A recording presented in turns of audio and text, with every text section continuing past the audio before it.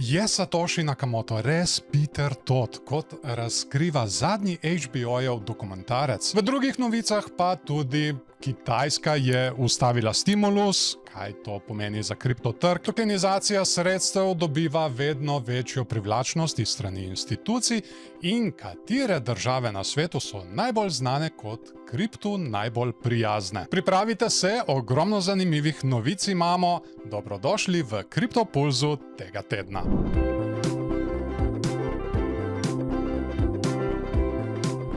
V nedavnem dokumentarcu na HBO je Peter Todd, razvijalec Bitcoin Core, označen za ustvarjalca Bitcoina Satoshija Nakamota. Vendar Toddova izjava, kjer je dejal, da je Satoshi, ni tako preprosta. Todd je znan po tem, da včasih v šali reče, da je Satoshi, da bi poudaril pomembnost ohranjanja zasebnosti resničnega ustvarjalca Bitcoina. Pred izidom dokumentarca je javno zanikal, da je Satoshi, kar je ponovil tudi po objavi. V bistvu je bil Todd v dokumentarcu le provociran, da prizna nekaj, kar očitno ni res, in je to jemal kot šalo. Ste gledali dokumentarec? Kaj vi mislite? Komentirajte spodaj. Kljub temu, da je Kitajska ustavila stimulativne ukrepe za gospodarstvo, analitiki napovedujejo, da bo to lahko ugodno vplivalo na Bitcoin in kriptovalute.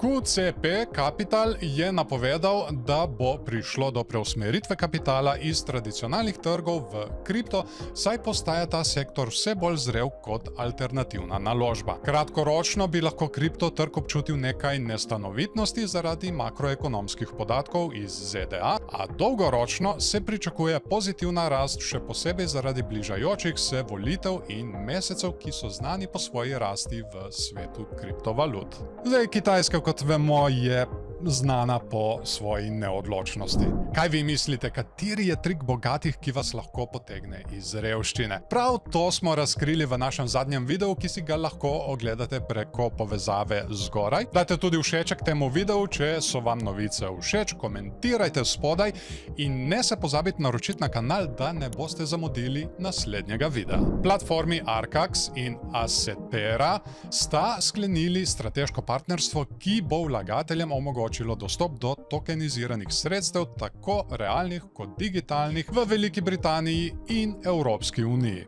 Ta korak je pomemben za rešitev izzivov, kot so regulativna negotovost, omejena likvidnost in tehnološka kompleksnost. Partnerstvo bo vlagateljem omogočilo dostop do različnih skladov, vključno s sredstvi, ki jih upravlja ena največjih britanskih investicijskih družb. S tem se odpira nov način investiranja v Evropi, saj bodo lahko vlagatelji enostavno trgovali s tokeniziranimi sredstvi na reguliranih platformah. Tokenizacija je očitno res nekaj velikega za kripto in to vidijo tudi institucije. Po poročilu o kriptoprijaznih državah so Dubaj, Švica in Južna Koreja najboljša mesta za kriptopodjetja v letu 2024. Te države so dosegle visoke ocene zaradi jasne regulative, ugodnih davčnih stopenj in široke sprejetosti kriptovalut. Dubaj se odlikuje po ugodnih davčnih zakonih in podpori inovacij, medtem ko Švica z območjem Crypto Valley nudi odlično okolje za kriptopodjetja s svojim jasno določenim pravnim okvirom. Južna Koreja pa se hitro razvija z novimi regulativami,